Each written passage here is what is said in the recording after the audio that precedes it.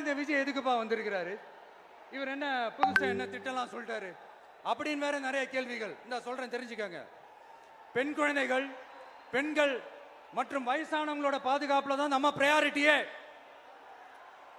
அடுத்து இளைஞர்கள், உழவர்கள், உழைப்பாளர்கள், நெசவாளர்கள், மீனவர்கள், ஆதரவற்ற முதியோர்கள், மாற்றுத்திறனாளிகள், மூன்றாம் பாலினத்தவர்கள்னு இன்னும் யாருக்கெல்லாம் கவர்மெண்டோட ஒரு ஸ்பெஷல் அட்டென்ஷன் தேவையோ அவங்க எல்லாருக்குமான ஒரு கவர்மெண்ட் அமைக்கிறது தான் நம்ம இலக்கே.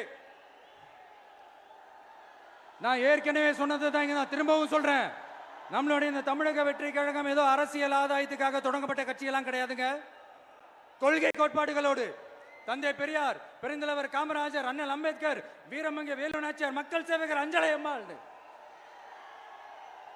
நம்மளுடைய 5 கொள்கை தலைவர்களோட வழிகாட்டுதல்களோடு தொடங்கப்பட்ட கட்சி. நம்ம ஸ்டாண்ட்ல நாம எப்பவுமே ஸ்ட்ராங்கா தாங்க இருக்கிறோம். அதுல எந்த மாற்றத்துக்கோ எந்த சமரசத்துக்கோ துளி கூட இடமில்லை.